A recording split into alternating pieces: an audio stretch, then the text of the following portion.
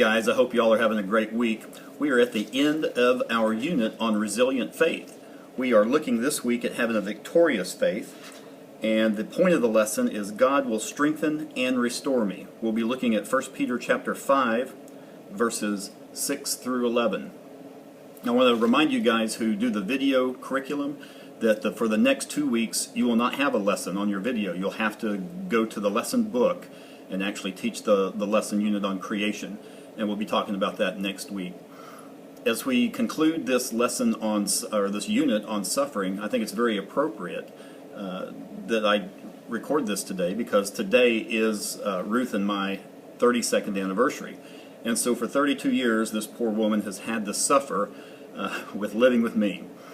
But anyway, I want to read just one verse to you out of this week's lesson. It's verse 10, and it says, "And the God of all grace, who called you to his eternal glory in Christ, after you suffered a little while, will himself restore you and make you strong, firm, and steadfast."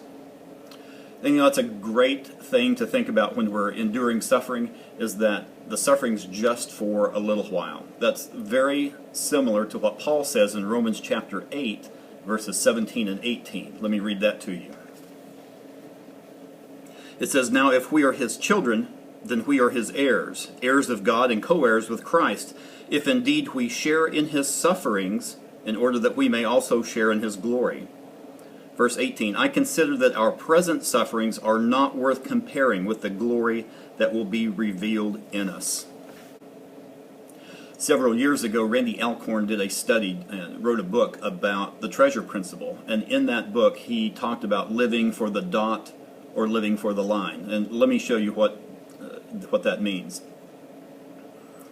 Our life is but a dot on the timeline of eternity. And so many of us live for the dot, live for our lives right now, and don't live for eternal things. And the same thing when we think about suffering. When we're enduring suffering, of course, it's really bad, but we're right there in that little dot. If we can get more of a long-term look, thinking about eternity, thinking that the suffering's just for a little while, and compare that to the riches of eternity, that helps us get through that.